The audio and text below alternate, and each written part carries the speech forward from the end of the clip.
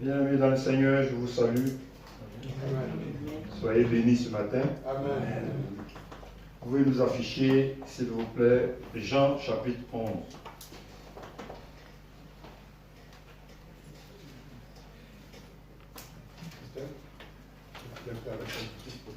Ouais. Voilà, merci. Bon. Jean chapitre 11, nous allons lire du verset 1er au verset 8. Après, nous allons passer du verset 21 au verset 26. Et nous allons passer du verset 40 au verset 44. Maintenant, pour ceux qui ont le temps, peuvent lire tout le chapitre à la maison. Je lis la parole de Dieu. Il y avait un homme malade, Lazare, de Béthanie, village de Marie et de Marthe, sa sœur. C'était cette Marie qui oignit de parfum le Seigneur et qui lui essuya les pieds avec ses cheveux. Et c'était son frère Lazare qui était malade.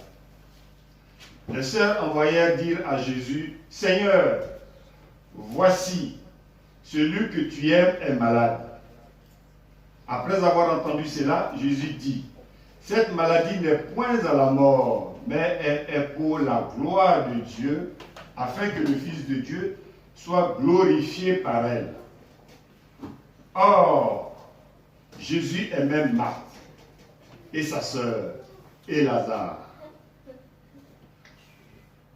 Lors donc qu'il eut appris que Lazare était malade, il resta 2 jours encore dans le lieu où il était. Verset 7. Et il dit ensuite aux disciples, retournons en Judée. Verset 8. Les disciples lui dirent, Rabbi, les Juifs, tout récemment, cherchaient à te lapider et tu retournes en Judée. En Judée. Verset 21.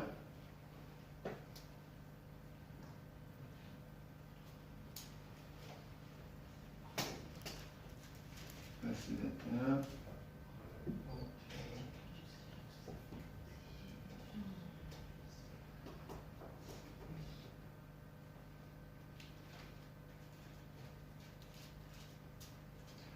Marthe dit à Jésus, Seigneur, si tu eusses été ici, mon frère ne serait pas mort. 21. Mais maintenant même, je sais que tout ce que tu demanderas à Dieu, Dieu te l'accordera. C'est 23, Jésus lui dit, ton frère ressuscitera. C'est 24. Je sais, lui répondit Marthe, qu'il ressuscitera à la résurrection au dernier jour. Verset 25. Jésus lui dit, je suis la résurrection et la vie. Celui qui croit en moi vivra, quand même il serait mort. Verset 26. Et quiconque vit et croit en moi ne mourra jamais. Crois-tu cela? Verset 40.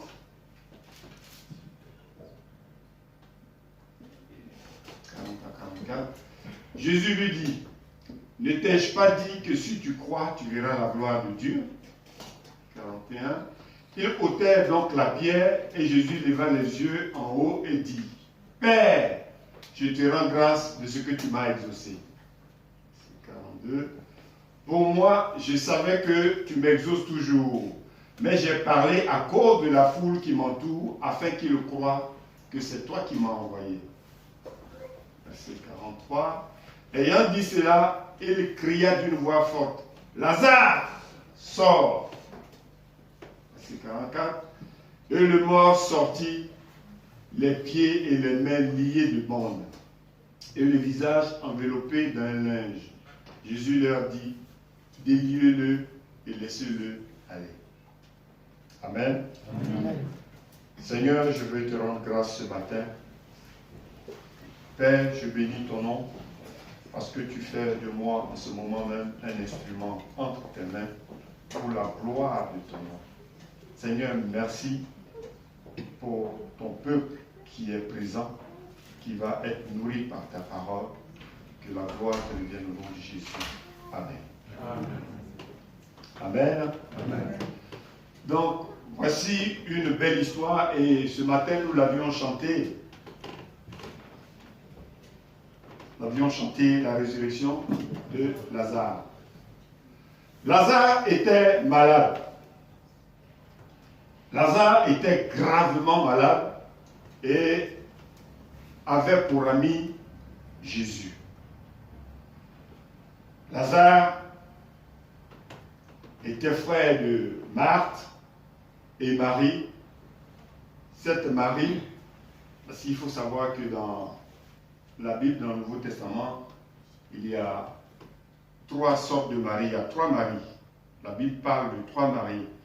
Il y a la première qui est la mère de notre Seigneur, la deuxième qui est Marie de Béthanie, qui a pour sœur Marthe, dont il est question, et puis il y a Marie de Magdala, celle qui essuya les pieds de Jésus avec ses cheveux, celle que Jésus a guéri de 7 démons, qui l'a délivré de la possession de 7 démons qui l'embêtaient. Alors, Lazare était très malade et Jésus avait été prévenu. Et Jésus a pris son temps pour faire ce qu'il avait à faire parce que Jésus, c'est un pêcheur d'âmes. Il sillonnait de ville en ville pour amener les hommes et les femmes à la conversion, pour délivrer ceux qui étaient captifs, ceux qui étaient malades, ceux qui étaient possédés. Et Jésus n'est pas venu rapidement jusqu'à ce que Lazare meure. Jésus avait dit que la maladie de Lazare, qu'on savait que si Jésus ne venait pas très tôt, allait rendre l'âme, Jésus a dit que cette maladie n'est pas la mort, mais plutôt pour glorifier le nom de Dieu. Et Lazare, effectivement, va mourir avant que Jésus ne vienne. Et quand Jésus est arrivé, Marthe s'est lamentée et lui a dit, Seigneur, si tu avais été là, mon frère ne serait pas mort. Et Jésus va lui dire, mais Lazare n'est pas mort. Lazare ne fait que dormir. Et il a demandé de l'envoyer, de le conduire au sépulcre. Et Marthe va dire, mais ça fait 4 jours, il commence déjà à sentir. Puisque Lazare était déjà entré en décomposition.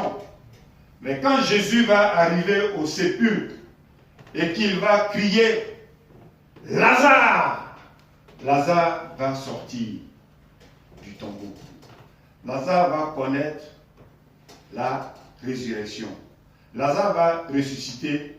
Lazare va être délivré du lien de la mort. Quelqu'un peut dire Amen? Amen. Lazare donc va être délivré des liens de la mort.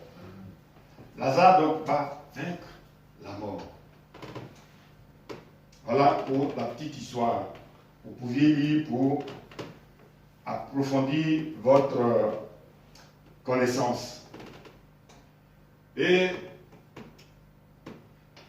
dimanche dernier, le pasteur Guy avait prêché où il nous avait parlé de ce paralytique qui était couché devant la piscine de Bethesda pendant 38 ans. Cet homme qui cherchait qui pouvait le pousser dans l'eau quand le Saint-Esprit venait remuer l'eau. Il n'y avait personne pour le faire et cela durait pendant 38 ans. Et quand Jésus est apparu et lui a demandé « Que veux-tu que je fasse pour toi ?» Il dit « Mais Rabbi, il n'y a personne pour me pousser dans l'eau. » Jésus va lui dire « Lève-toi, prends ta natte et pars. » Ce paralytique va connaître la délivrance de sa paralysie. Jésus ne va pas passer par le protocole qui est que tout malade qui arrive ou qui est là soit jeté dans l'eau. Mais parce qu'il est Dieu. Parce qu'il fait ce qu'il veut, comme il veut et comme ça lui plaît. Il va dire, lève-toi, prends ta natte et pars. Le paralytique va obéir à l'instruction qu'il a reçue de Jésus. Il va prendre sa natte, il va se lever et il va partir. Il va être délivré de sa paralysie.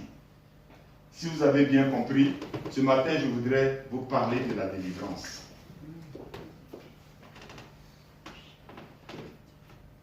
Nous sortons d'un programme de jeûne de 21 jours. Quand on prend un jeûne de 21 jours, à votre avis, c'est pourquoi? C'est pour? C'est pour la délivrance. C'est pour atteindre un objectif. C'est pour atteindre un but. Et ce but ne peut être autre chose que la délivrance. On ne prend pas 21 jours de jeûne comme ça au hasard, sans rien faire, en croisant les bras. Parce que lorsque tu croises les bras, tu peux jeûner même 100 jours, il ne se passera rien. Mais tu peux ne pas jeûner. Mais si tu fais des prières en temps et en heure, des prières incisives, alors tu peux connaître un début de délivrance dans ce que tu veux ou ce que tu attends. 21 jours de jeûne, c'est un programme. 21 jours de jeûne, c'est un programme. Donc, la délivrance en elle-même est un programme. C'est un programme dans lequel on entre et on en ressort délivré. On rentre dans le programme de la délivrance et on en ressort délivré. On entend beaucoup parler de délivrance. Un frère ou une soeur mange, elle est bien rassasiée, elle rote, elle vient, on prie pour elle et on lui dit que tu es délivré. Non, non, la délivrance ne se passe pas de cette manière. C'est vrai que Dieu, lui, n'est pas soumis au programme. Parce qu'il est Dieu et il fait ce qu'il veut. Il peut, en claquant des doigts, t'apporter une délivrance. Tu peux manger, même ne pas pouvoir respirer. Il peut dire simplement un mot pour que tu obtiennes ta délivrance. Mais humainement parlant, pour entrer dans un programme de délivrance, c'est tout un processus. Donc la délivrance est un programme, c'est un processus dans lequel on y entre et on en ressort délivré. Et dimanche dernier, le pasteur Guy avait parlé du jeûne d'Esther. Parce qu'il y avait une grande difficulté sur le peuple juif. On était à la recherche, le peuple était à la recherche d'une personne qui pouvait entrer chez le roi pour incliner son cœur. Parce qu'un décret pesait sur le peuple juif. Un décret d'extermination pesait sur le peuple juif. Alors, la reine Esther va être sollicitée. Vous savez que le roi, quand vous n'êtes pas attendu, quand vous n'êtes pas programmé, quand vous n'avez pas eu l'autorisation d'entrer même dans sa cour et que vous forcez ou vous cherchez à y aller de force, vous pouvez être décapité et il ne se passera rien. Donc, Esther va avoir un groupe de soutien. Ce groupe va être soumis à ce jeûne-là qui va porter son nom. Le jeûne d'Esther, c'est 3 jours et 3 nuits. sans manger et sans boire, qui débouche forcément sur le 4e jour. Et le jeûne d'Esther, moins 1 minute, moins 1 heure, perd sa valeur d'Esther. Je dis, si tu t'appelles René, qu'on enlève les accents aigus, ça ne se prononce plus de la même manière. Ce n'est plus René, ça devient un autre prénom. Si tu t'appelles René, qu'on enlève le petit point, ça peut être une autre lecture. Ça peut ne plus s'appeler René. Donc, le jeûne d'Esther, moins 1 minute, moins même 1 heure, perd sa valeur d'Esther. C'est après les 3 jours et 3 nuits, sans manger, sans boire, ces 3 jours et 3 nuits d'abstinence, nous débouchons sur le 4e jour qui prend sa valeur d'Esther, revêtu de toute sa puissance. C'est avec cela que même les montagnes de nos vies peuvent être déplacées. Amen. Amen. Donc je disais, le jeûne, la délivrance plutôt, est un programme, c'est un processus. Vous saviez, en Europe, parfois les commodités ne permettent pas qu'on puisse organiser des programmes de délivrance. Généralement en Afrique, on parle de camp de prière. Quand on va dans un camp de prière, ce n'est pas pour aller danser des haricots ou du zouk. Quand on entre dans un camp de prière, la nourriture consistante, c'est la prière. On prie jour et nuit, de minuit à minuit, non-stop. Voilà. Et toutes sortes de prières.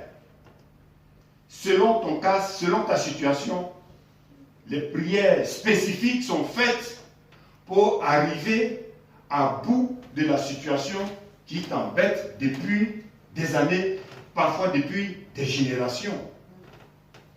Parce que il y a des problèmes que nous héritons de la famille, qui sont dans la famille depuis de nombreuses années, que nous héritons, nous, fils. Alors, tant que le doigt n'est pas mis sur le problème,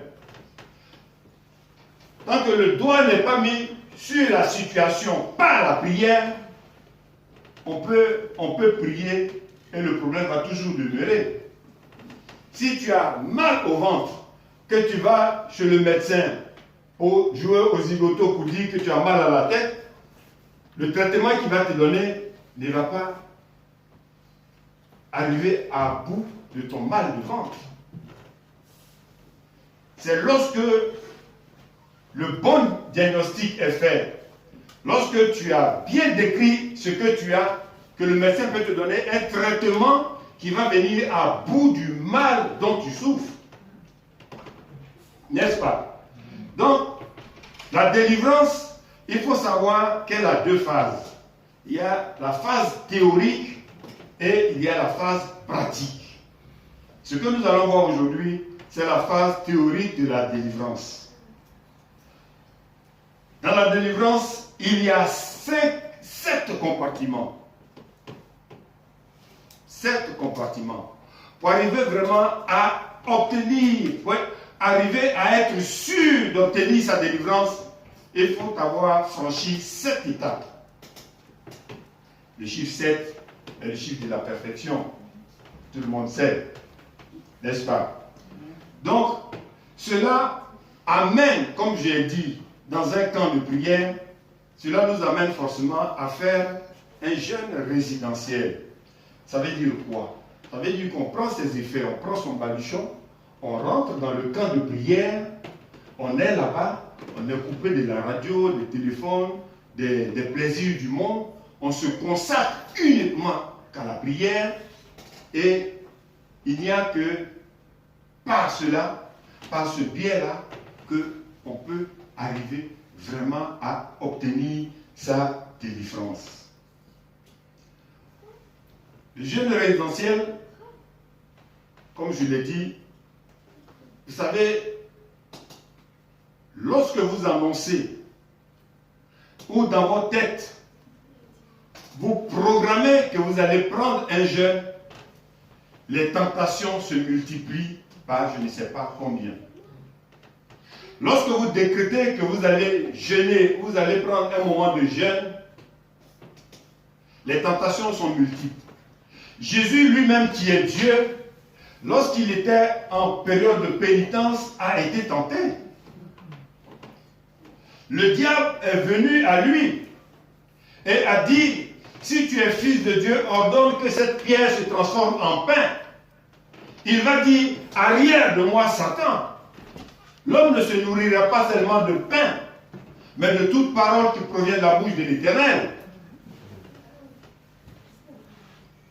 Donc, lorsque vous annoncez que vous allez prendre un moment de jeûne, vous pouvez même, quand vous passez devant une croissanterie, vous avez la bonne odeur que vous n'avez jamais sentie. Vous entrez, vous achetez le croissant, vous le mangez, vous le mordez avant de vous rendre compte, mince, je suis en jeûne. L'erreur est déjà consommée. Même si tu as craché, le jeûne est rompu, il est gâté. Et ça, c'est évident. Ça se passe ainsi. Lorsque vous dites que vous allez jeûner, alors le diable redouble d'efforts pour vous tenter. Vous allez boire sans vous rendre compte. Vous allez finir de manger avant de réaliser que vous étiez en jeûne.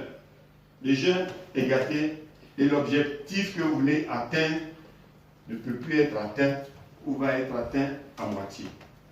Vous voyez que quand on est jeune fille ou jeune homme, même célibataire, on a eu des amis dans la jeunesse, le jour qu'on décide qu'on va se marier, c'est là tous ceux qui ont disparu, qu'on a connus, qu'on a disparu, font apparition et décident tous en même temps de vouloir vous épouser. Est-ce que c'est pas vrai? Comme par enchantement, comme par hasard, lorsque vous décidez que vous allez vous marier, ceux qui ont joué avec vous, ceux qui ne vous ont jamais parlé de mariage, c'est à ce moment-là, ces derniers décident aussi de vouloir vous épouser. Si vous ne faites pas attention, vous êtes pris au piège, vous perdez tout. Parce que vous allez vouloir surfer sur deux tableaux. Ah, on ne sait jamais, peut-être qu'il est sérieux, peut-être qu'il dit vrai, je vais voir si. Et tout est question de calcul, et lorsque vous voulez calculer, vous perdez tout à la fois. Donc, il est important d'être droit dans ses bottes, droit dans ses chaussures. Enfant de Dieu, chrétien né de nouveau, nous sommes en fin d'année. Ernest l'a dit tout à l'heure, c'est notre dernier dimanche avant 2021. Mais nous, enfants de Dieu, qu'est-ce qui fait notre différence avec les gens du monde? Vous allez me dire, c'est parce que nous, on connaît Dieu, on suit Dieu, Jésus est dans notre vie. Qu'est-ce qui fait notre différence avec le monde? Mais un enfant de Dieu, né de nouveau, est en avance. Nous sommes en avance sur les autres. Pourquoi nous sommes en avance? Nous sommes en avance parce que nous voyons ce que les autres ne voient pas. Nous entendons des voix que les autres n'entendent pas. Et nous disons des choses, nous sortons des choses de notre bouche qui peut amener des choses qui n'existaient pas dans notre vie. Nous pouvions, par notre bouche, détruire des choses. Amen. Amen. Par notre bouche, par notre parole. Dieu n'a-t-il pas créé le monde par la parole? Si nous sommes des enfants de Dieu, alors nous avons ce pouvoir-là de pouvoir aussi créer des choses, amener des choses à l'existence dans notre vie. Amener des choses donc à notre vie. Donc, nous anticipons. C'est pourquoi, pendant que les autres, dans quelques jours, vont entrer en 2021, nous, enfants de Dieu nés de nouveau, nous prions déjà pour 2022. Parce qu'il y a longtemps, nous sommes en 2021, pour nous, enfants de Dieu. C'est vrai que le monde entier est soumis au calendrier grégorien. Mais si nous nous plongeons dans le calendrier juif, Il y a longtemps que nous sommes en 2021. Nous devions prier maintenant pour 2022. Nous devions anticiper. Et pourquoi nous anticipons? Nous anticipons parce que une personne, nous sommes en 2020. Vous et moi, tous qui sommes ici, nous sommes aujourd'hui en 2020. Est-ce que quelqu'un d'entre nous peut mourir en 2019? Réfléchissez bien. Est-ce que quelqu'un peut mourir en 2019? Si dans quelques jours, je prie pour 2022, est-ce que je peux mourir en 2021? Si j'anticipe et je prie pour entrer dans 2002, si spirituellement, mentalement et physiquement, je suis en 2022, je me déporte en 2022, est-ce que je peux mourir en 2021? Si je meurs en 2021, c'est que c'est Dieu lui-même qui m'a appelé. Ça ne peut pas être un fléau, ça ne peut pas être une maladie, ça ne peut pas être un accident. Et personne ne peut avoir ce pouvoir-là de m'atteindre parce que je suis déjà, moi, en 2022 et non en 2021. Un enfant de Dieu anticipe toujours. Nous sommes dans l'anticipation. Si nous savions, la Bible dit, si nous savions ces choses, heureux sommes-nous. Ce sont des secrets spirituels. Celui qui sait ces choses agit. Bien aimé, tout se passe dans la tête. Tout se passe dans la tête. Celui qui veut mourir en 2021 peut mourir en 2021. Il y a des actes qu'il va poser, il y a ce qu'il va faire pour mourir en 2021.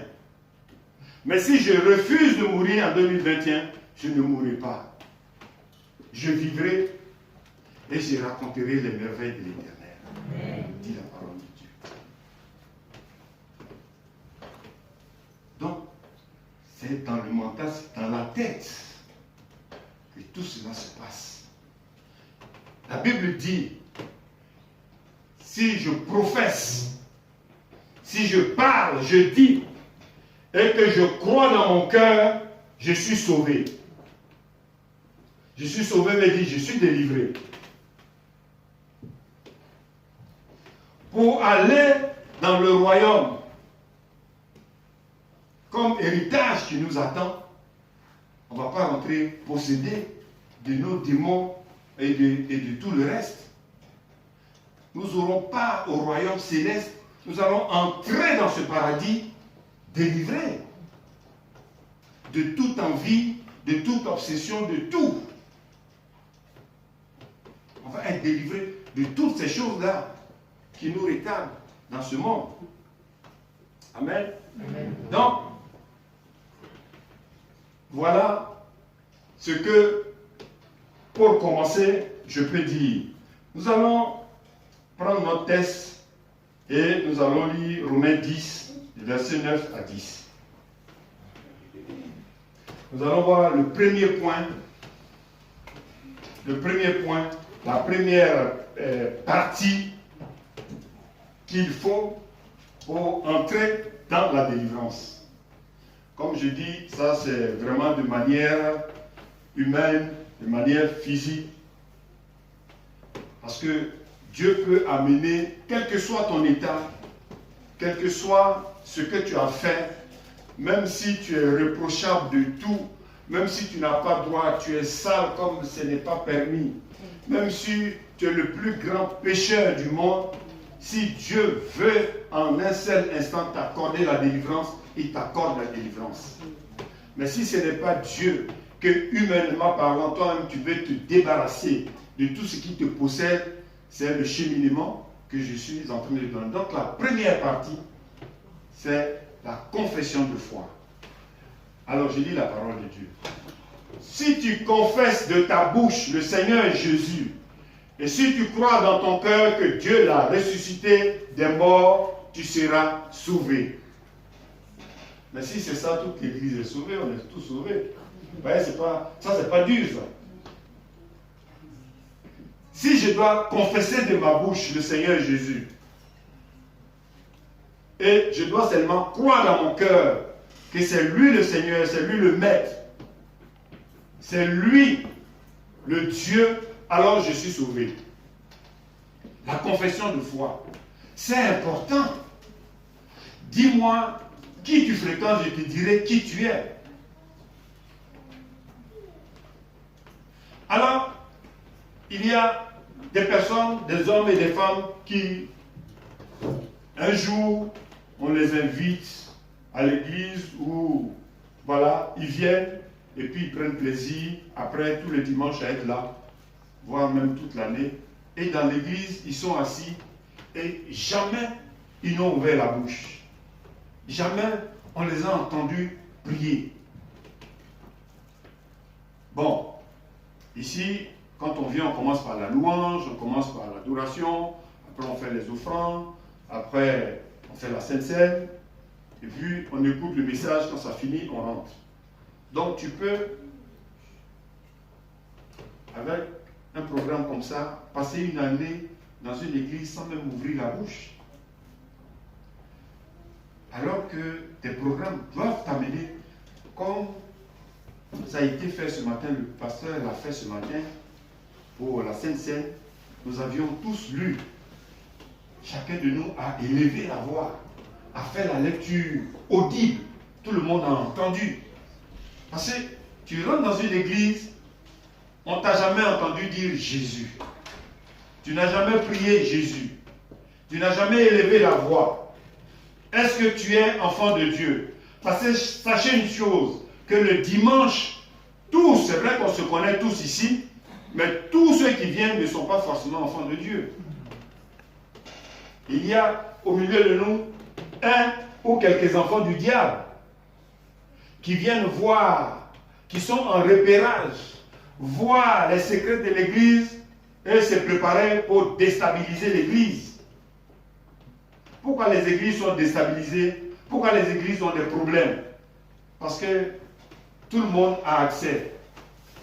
On ne te demande pas de montrer patte blanche ou on ne te demande pas de montrer un certificat, un document d'honnêteté ou de passe-droit pour que tu aies accès. Les portes de l'église sont ouvertes, l'accès est libre. Quand tu es là et que tu n'as jamais ouvert la bouche pour dire Seigneur Jésus, on ne t'a jamais entendu prier, on ne sait pas si tu es de Dieu ou du diable. Donc c'est important, la confession de sa foi. C'est important. Dimanche dernier, je reviens encore, le pasteur Guy, quand il prêchait, le Saint-Esprit l'a saisi, il a prié pour tout le monde. Dans ces cas, Dieu se saisit de son serviteur qui prie pour l'assemblée individuelle, de manière individuelle. Nous sommes convaincus, en tout cas moi pour ma part, je suis convaincu que j'ai reçu ma délivrance. Parce que ce qu'il a fait n'est pas venu de lui, il a été saisi par le Saint-Esprit pour le faire. Je sais qu'il y a quelques semaines en arrière, il avait été saisi de la même manière où il s'est mis devant et il a demandé que ceux qui voulaient bénéficier de la prière, qu'ils s'approchent et quelques personnes se sont approchées. Mais dimanche passé, ça avait été pratiquement toute l'église pour lequel il a prié, pour tous les frères et sœurs pour lesquels il a prié. Donc, la délivrance, donc, je disais, est un programme dans lequel on entre et on sort. Et la confession de foi est la première étape. La confession de foi est la première étape.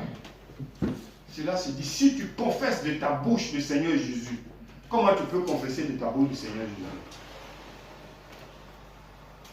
C'est dire, comme je le disais, le pasteur l'a dit dimanche dernier, malgré, bien que Jésus connaît nos besoins, il sait ce que nous attendons, il sait ce que nous voulons, mais si tu n'ouvres pas la bouche pour lui dire, pour mettre le doigt sur le problème, il va le regarder comme s'il n'a pas vu. Jésus veut qu'on lui parle. Il veut qu'on lui exprime nos besoins. Il sait, il le voit. C'est la première chose même qu'il voit. Quand il te voit, c'est la première chose qu'il voit. Tous tes problèmes. Mais si tu ne lui dis pas, Seigneur, je veux que tu me délivres de telle situation. Je veux que tu me guérisses de tel mal, de telle maladie. Mais ça ne suffira pas. Ça ne vient pas tout seul. Dieu veut qu'on lui demande. Pendant qu'il sait, il veut qu'on lui demande. Alors, si tu ne lui dis pas que tu es pour lui, que tu es avec lui, il ne saura pas. Même s'il sait, mais il fera comme s'il ne t'a pas vu. Dans une nation, quand arrive l'élection présidentielle, il y a des candidats. Quand ils vont dans des endroits, dans des villages ou dans des villes, si des gens ne se lèvent pas pour dire « Je suis avec toi, je te soutiens », il va se dire « Mais je n'ai personne avec moi ». Mais quand les gens se lèvent en grand nombre pour dire « On est avec toi, on soutient ton programme, on se retrouve dans ton programme », il sait qu'il a des hommes, des femmes avec lui. Voilà, donc il faut l'exprimer.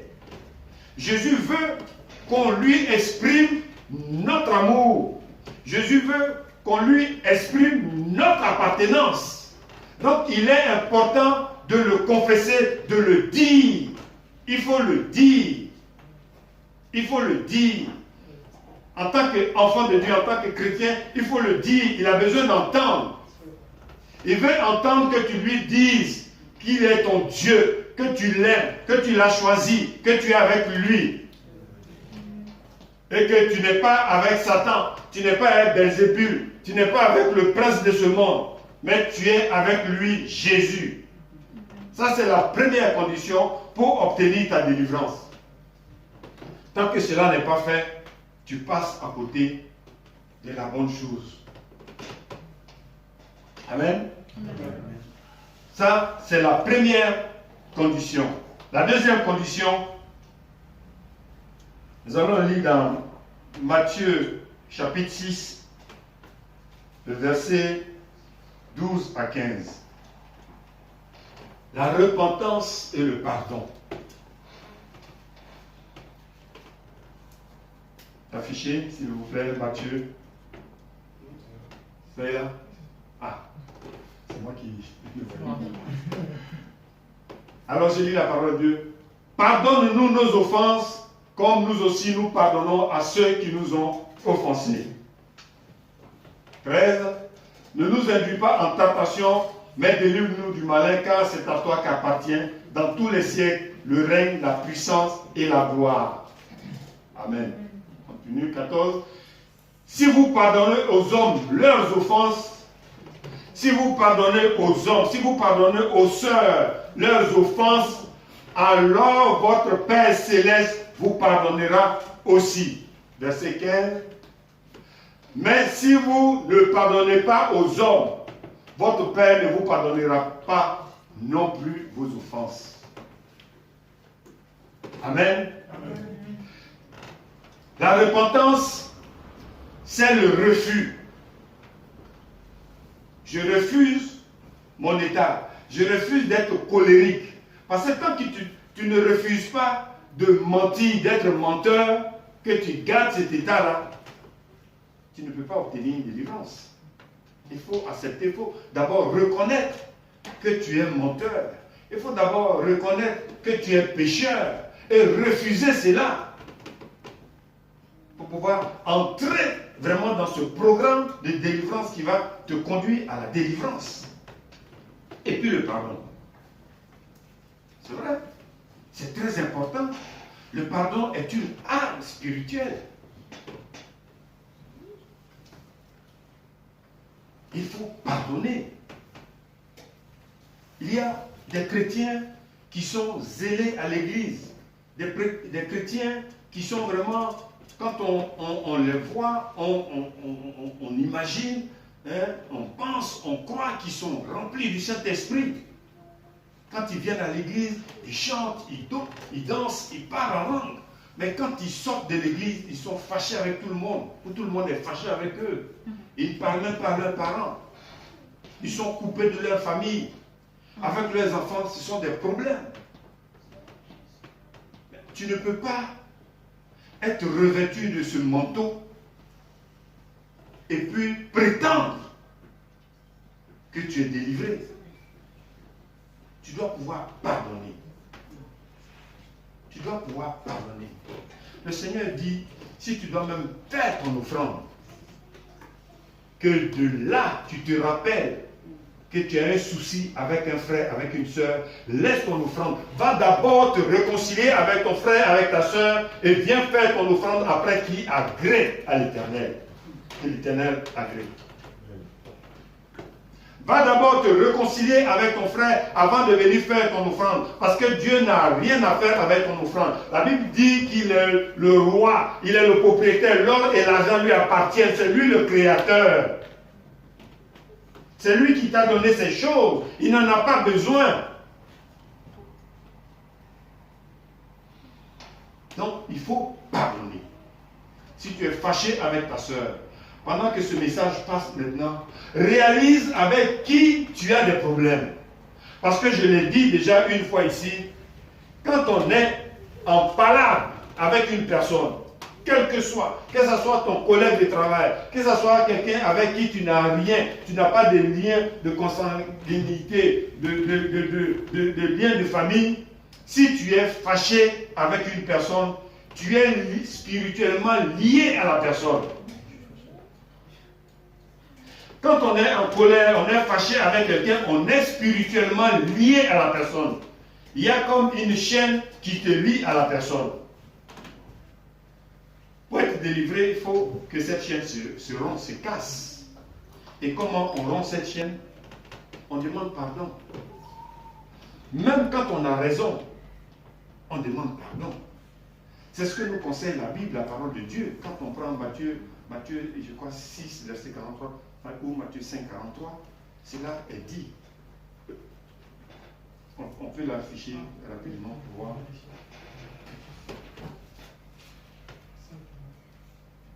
Ouais, regarde 5, 43, si c'est pas 5, ça va être 6. 5, 43. Non, 6 ça va. Non, 6 c'est là. C'est ça, 5. 5, 43. Il est écrit, vous avez appris qu'il a été dit, tu aimeras ton prochain et tu haïras ton ennemi. C'est ce qui est normal. Tu m'aimes, je t'aime, dans ce monde. Hein. Tu m'aimes, je t'aime. Tu m'aimes pas, je t'aime pas. Ça, c'est ce qui est logique dans le monde. Mais nous, enfants de Dieu, qu'est-ce que notre Dieu nous conseille? Continuons. Mais moi, Dieu, je vous dis, aimez vos ennemis, bénissez ceux qui vous maudissent, faites du bien à ceux qui vous haïssent et priez pour ceux qui vous maltraitent et qui vous persécutent.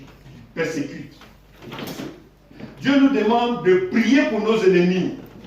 Ceux qui nous maudissent, de les bénir.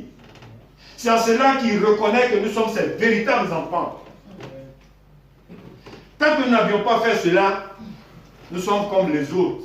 En quoi nous sommes différents des hommes du monde? S'ils ne sont pas capables d'accomplir cela, en quoi nous sommes différents? Continuons la lecture. 45. Afin que vous soyez fils de votre Père, afin que je sois reconnu comme enfant de Dieu, qui est dans les cieux, car il fait lever sur les méchants et sur les bons, et il fait pleuvoir sur les justes et les injustes.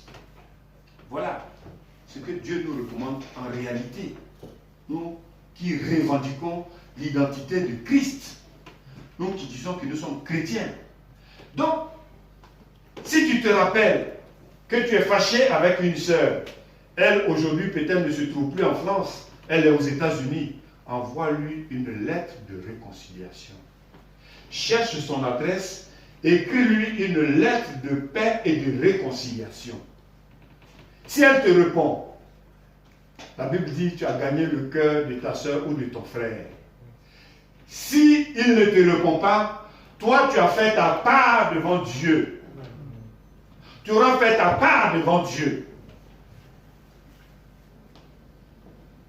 Tu auras fait ta part devant Dieu et les charbons ardents seront amassés sur la tête de celui qui refuse de te pardonner. Donc nous voyons que le pardon, la repentance et le pardon est très important.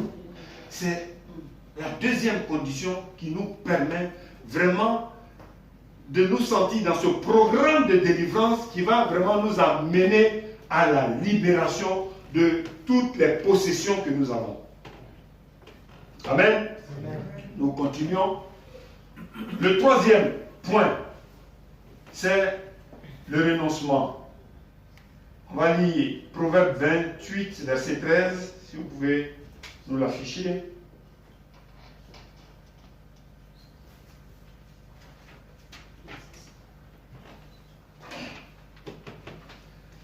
Proverbe 28, verset 13. Celui qui cache ses transgressions ne prospère point, mais celui qui les avoue et les délaisse obtient miséricorde. Celui qui cache ses transgressions ne prospère point, mais celui qui les avoue et les délaisse obtient miséricorde. Celui qui cache ses péchés devant Dieu ne prospère point, mais celui qui avoue ses péchés devant Dieu, il reçoit la miséricorde de l'Éternel. Il est déjà à moitié pardonné. Donc, le renoncement est une autre partie, c'est la troisième partie qui nous permet de rentrer dans ce programme de délivrance. Parce que il faut, le renoncement, c'est se priver volontairement de quelque chose. Renoncer, c'est se priver volontairement. Se désister d'un droit qu'on a sur quelque chose. Je renonce à un voyage. J'ai prévu de voyager. J'ai même pris mon billet. Je l'ai acheté. La date est arrêtée. Et puis finalement, je rejette, je renonce à ce voyage. Je suis venu à l'église. On m'a dit, à l'église, il y a un enfant de Dieu qui va voyager. Il y a peut-être là où il va, il risque d'être victime d'un accident ou quelque chose. Tu renonces. Tu te sens concerné. Tu renonces à ce voyage. Tu annules ce voyage. Tu reportes ce voyage. Renoncer.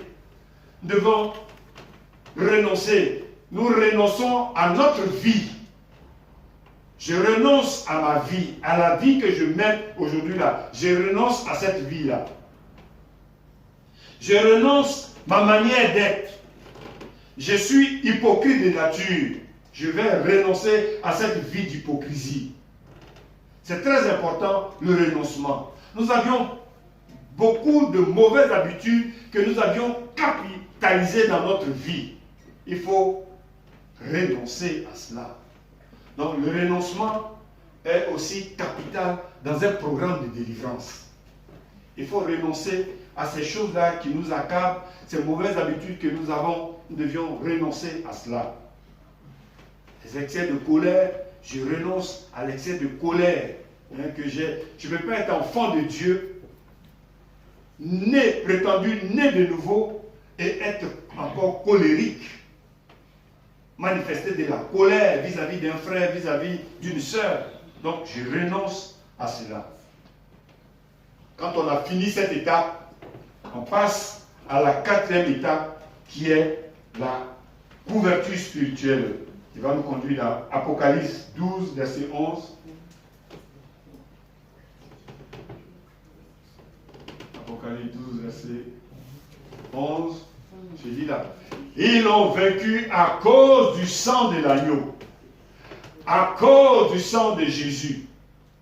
Ils l'ont vaincu à cause du sang de l'agneau et à cause de la parole de leur témoignage, et ils n'ont pas aimé leur vie jusqu'à craindre la mort. Le sang de Jésus est aussi une arme spirituelle. Parce que lorsque nous nous plongeons dans la couverture spirituelle nous prépare à une guerre spirituelle qui arrive. Connaissez-vous un soldat qui va en guerre sans prendre sa calache, sans prendre son treillis, sans prendre ses bottes, sans mettre son casque, mais tu pars déjà vaincu. Puisque ce n'est même pas l'ennemi qui va te viser, qui va tirer sur toi. C'est une épine qui va te piquer profondément dans la plante du pied et puis tu ne pourras plus continuer la marche. Donc, on se couvre spirituellement du sang de Jésus.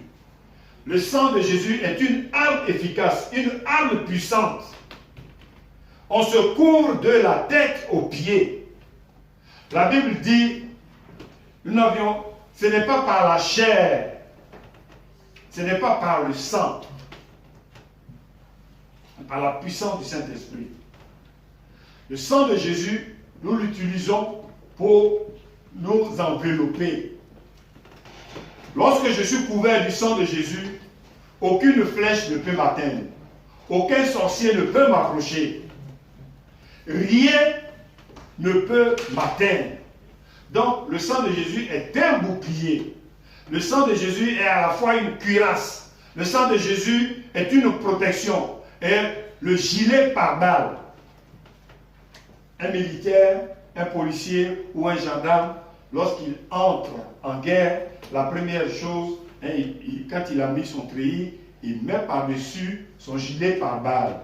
De manière que lorsque l'ennemi l'aperçoit, le vise et tire sur lui, aucune balle ne puisse pénétrer dans son corps. Donc le sang de Jésus est pour nous chrétiens notre gilet pare-balles. Donc il est important qu'on se couvre, qu'on se protège avant de rentrer dans le combat spirituel qui est la guerre qui arrive. Parce que la guerre, pas contre la chair, mais contre les esprits qui nous animent, les esprits qui nous possèdent, les esprits qui nous font faire des choses, les esprits de colère, les esprits de maladie familiale ou maladie héréditaire. C'est contre ces esprits-là que nous sommes en guerre, nous allons entrer en guerre. Donc, voilà. Le sang de Jésus, Jésus a été à la croix, son corps a été brisé, son sang qui a coulé a été pour nous une arme de protection. Donc, spirituellement, lorsque tu te couvres du sang de Jésus, rien ne peut t'atteindre. Et rien ne doit t'atteindre. Est-ce que nous le savons? Même si nous le savons, est-ce que nous le faisons vraiment? Il faut vraiment entrer dans un programme de délivrance où lorsque on arrive dans ce compartiment de couverture spirituelle, on se couvre. Et quand nous allons avoir l'occasion peut-être de passer dans la phase pratique de la délivrance, on va ensemble voir comment cela se passe. Donc la couverture spirituelle est très importante et c'est la quatrième partie qui nous permet vraiment de rentrer, parce qu'une chose est de rentrer dans la délivrance et une autre chose est de sortir vraiment délivré. Vous saviez qu'un homme peut emmagasiner beaucoup d'esprits.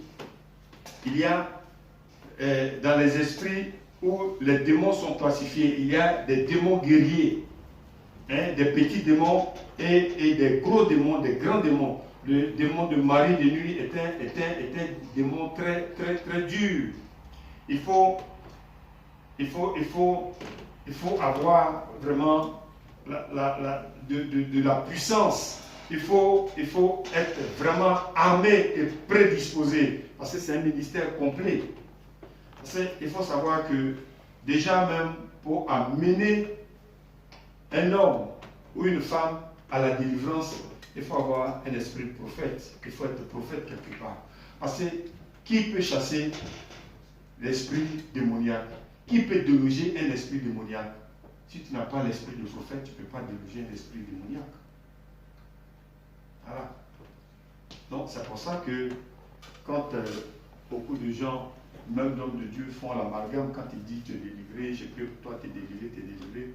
Non, c'est pas comme ça que cela se passe. C'est plus profond que cela.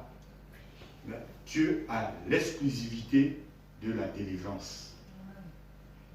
Lui seul peut, quand il veut, comme il veut, t'apporter la délivrance.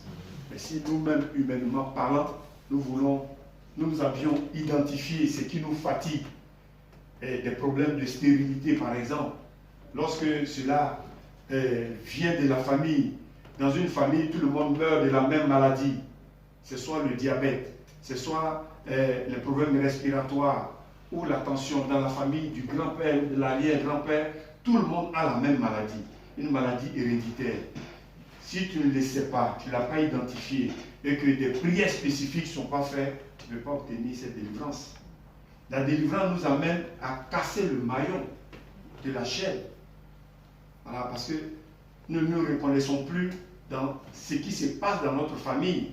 Il faut qu'à mon niveau, devenu chrétien, né de nouveau, que cette chaîne soit rompue. Il faut que moi, je ne meure plus de la même maladie que mouraient mes parents hier. Parce que je suis éclairé, parce que je suis né de nouveau, parce que je marche. Si Jésus est avec moi, il dit, si nous sommes avec lui, lui est avec nous. S'il est avec nous, qui peut nous vaincre? Si Jésus est avec toi, si Jésus est avec nous, qui peut être contre nous? Personne ne peut être contre nous. Donc voilà, donc la cinquième partie, je l'ai dit, le combat spirituel. Nous allons lire Luc 10, le verset 18 à 19. Luc 10.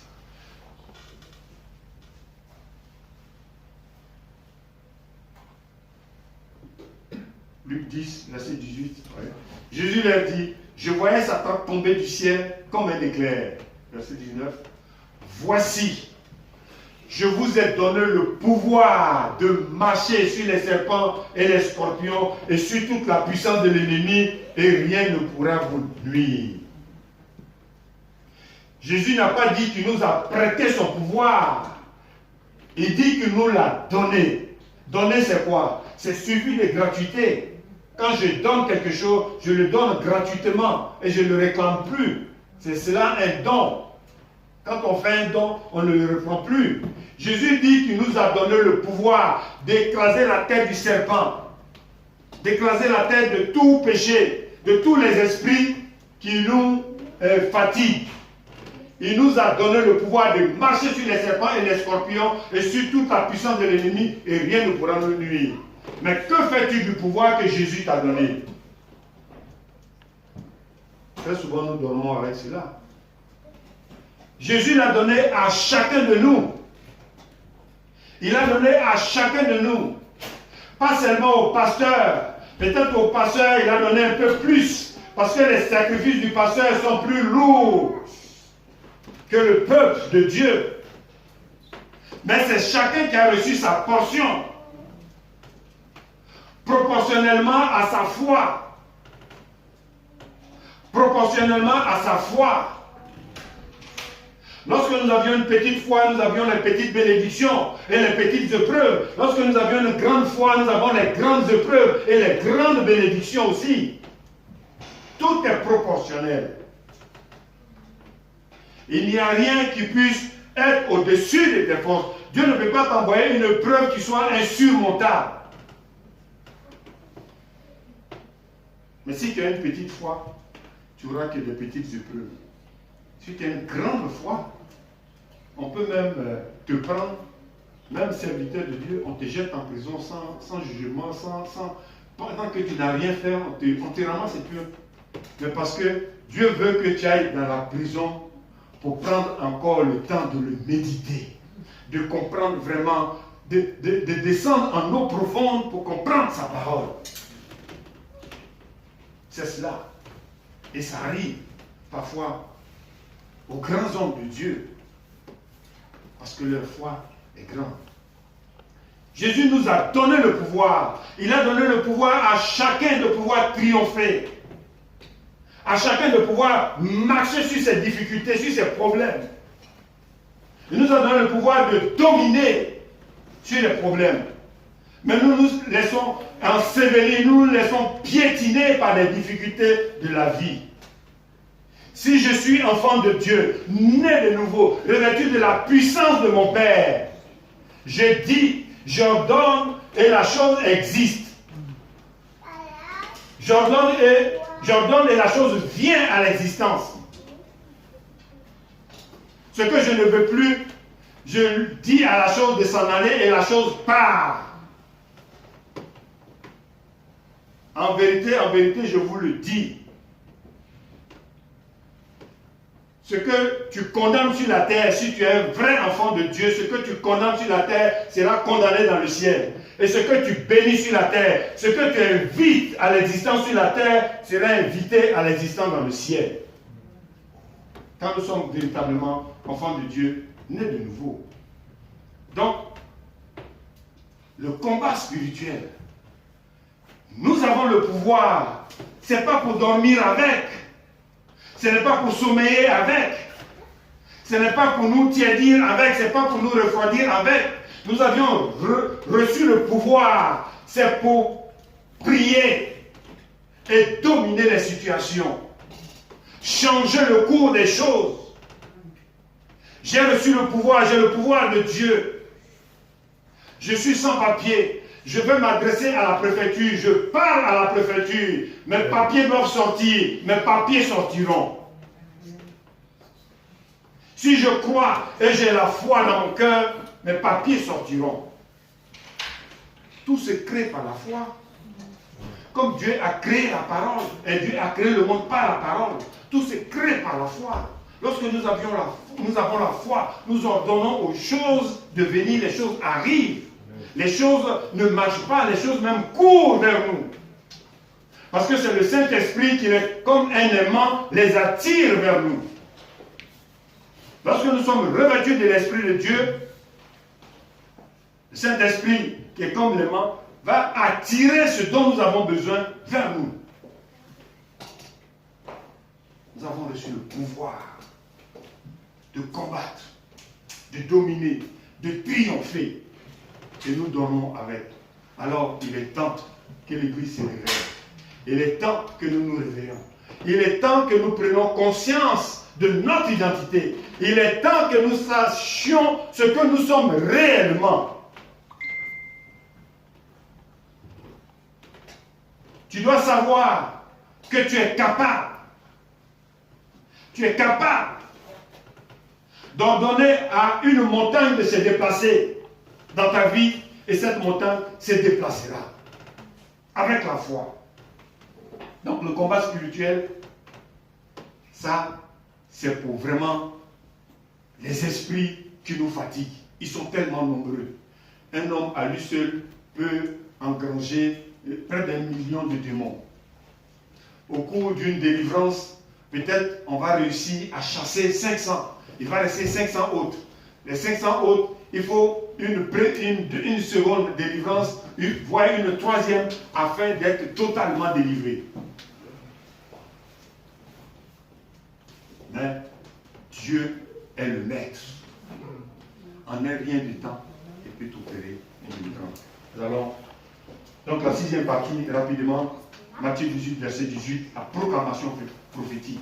Quand on a fait toutes ces étapes, la confession de foi, la repentance, le renoncement, on a fait la couverture spirituelle, on est rentré dans le combat spirituel, on fait maintenant la proclamation prophétique, Matthieu 18, verset 18.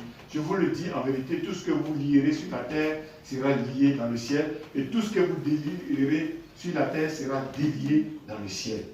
Si nous sommes revêtus de ce pouvoir, et nous sommes préparés pour, lorsque nous ordonnons, ces choses arrivent et se passent. Et la 7e et dernière partie, c'est le remerciement et l'action de grâce. Psaume 33. Psaume 33, versets 1 à 3.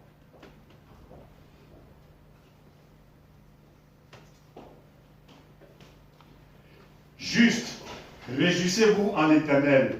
La louange sied aux hommes droits. Verset 2. Célébrez l'Éternel avec la harpe. Célébrez sur le luth à 10 cordes, verset 3, chantez-lui un cantique nouveau, faites retentir vos instruments et vos voix.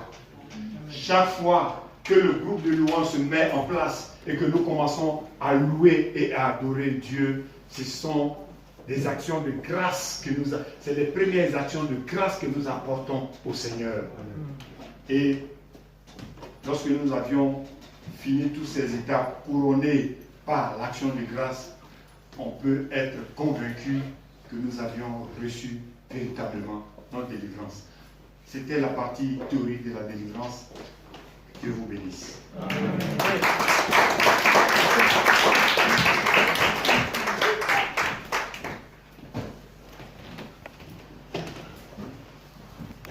Je remercie le Seigneur. Je crois qu'on a intérêt à être fier à Kyria. Vas-y, c'est mon fils, mais là, je crois qu'il n'est plus fils, il est collaborateur. Parce que il nous a donné une démonstration magistrale de la prédication.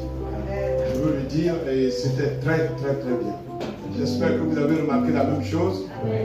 C'était pertinent, plein d'assurance, et je crois que nous sommes heureux. Merci bien, Pasteur Basile. Merci bien, parce que Kyria se prépare à la grande œuvre qui arrive. Il faut que les gens soient assis vraiment dans la connaissance pour que demain le peuple soit nourri. Nous sommes très heureux. Je bénis le Seigneur. Alors je voudrais vous rappeler, ces prédications, vous pouvez les revoir sur notre site. À partir de vendredi au plus tard, vous allez simplement sur YouTube, on ne fait plus ça en privé. Avant, on avait un site privé.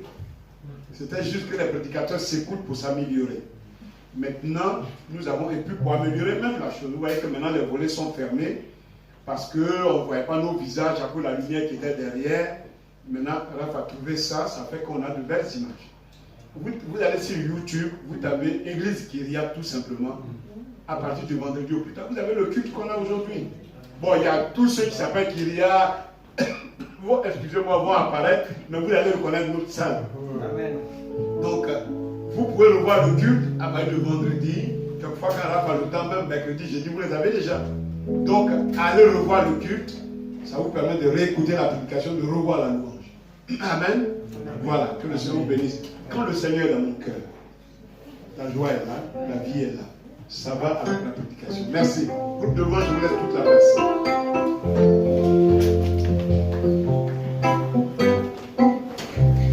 Amen. Jésus revient bientôt. Avant qu'il revienne, le pasteur Basile va m'amener en Côte d'Ivoire. Côte d'Ivoire. Amen. Oh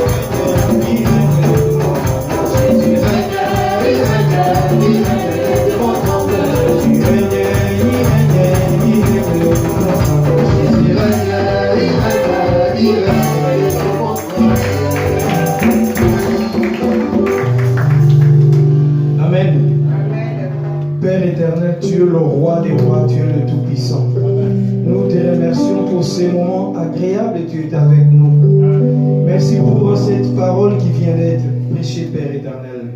Nous voulons que ça reste gravé dans nos cœurs, Père éternel.